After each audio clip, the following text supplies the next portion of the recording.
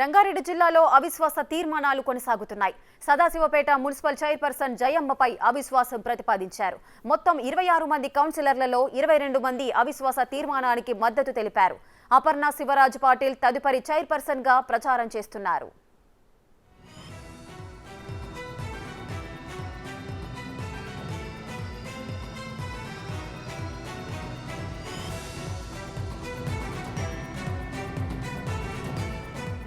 సంగారెడ్డి జిల్లాలో అవిశ్వాస తీర్మానాలు కొనసాగుతున్నాయి. సదాశివపేట మున్సిపల్ చైర్పర్సన్ జయమ్మపై అవిశ్వాసం ప్రతిపాదించారు.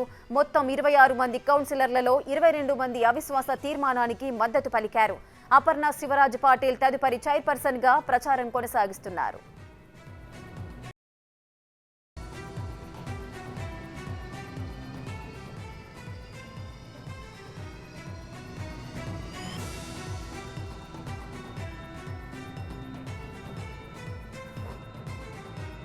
మున్సిపాలిటీకి సంబంధించి ఈరోజు 26 మంది కౌన్సిలర్లలో 22 మంది కౌన్సిలర్లు అవిశ్వాసానికి మద్దతు తెలుపుతూ కలెక్టర్ గారిని కలవడం జరిగింది. కలెక్టర్ గారు మేము ఇచ్చినటువంటి అర్జీని తీసుకొని సానుకూలంగా స్పందించి చట్ట ప్రకారం చర్య తీసుకోవడం జరుగుతుందని చెప్పేసి మాకు తెలియపరచడం జరిగింది.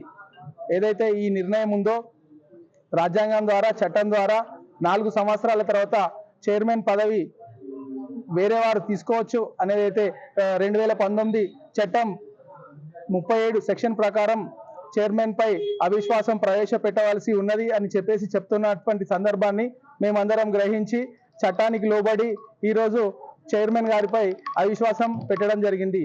బీఆర్ఎస్ పార్టీ తరఫున మేమందరం అవిశ్వాసంలో పాల్గొనడం జరిగింది.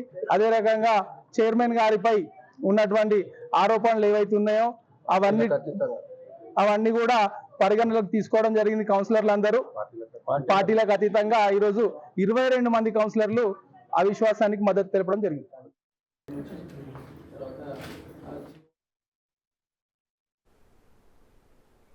రైట్, సదాశివపేట మున్సిపల్ చైర్పర్సన్ జయమ్మపై అవిశ్వాసం ప్రతిపాదించారు.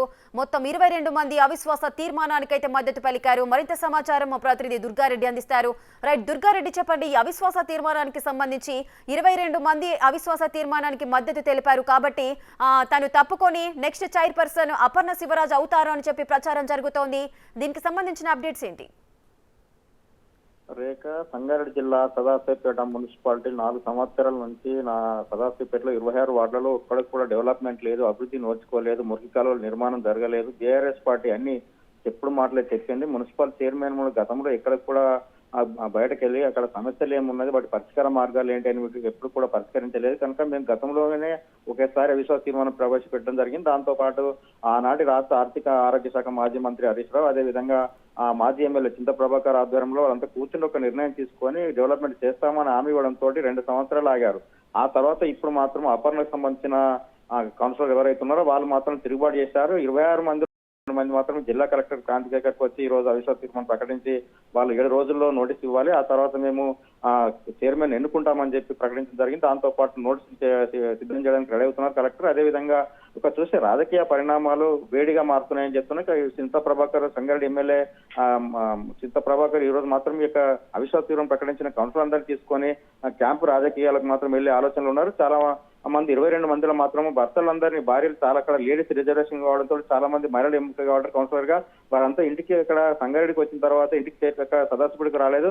మార్గ మధ్యంలోనే సంప్రదింపులు నడుస్తున్నాయి. ఒకవేళ నిజంగానే క్యాంపు రాజకీయాలకు తీసుకెళ్తారా, విశ్వాస తీర్మానం నెగ్గుతుందా లేదా అనే సందిగ్ధం నెలకొంది. అదేవిధంగా వారం రోజుల్లో నోటీస్ ఇచ్చిన తర్వాత ఎంతమంది అయితే అవిశ్వాస తీర్మానం ప్రకటించిన వాళ్ళు కరెక్ట్ ఉంటారు, ఈ క్యాంపు రాజకీయాలలో ఎంత క్లియర్ అవుతారనేది వేచి చూడాల్సిన అవసరం ఉంది. రేఖ, అదేవిధంగా ఉమ్మడి మెదక్ జిల్లాలో కేసీఆర్ పట్టున్న జిల్లాలోనే అవిశ్వాస తీర్మానం రావడంతో కొంత రాజకీయ వర్గాల కొంత ఆందోళన అయితే నెలకొంది. Rekha, right, thank you Durgareddy, thanks for the details.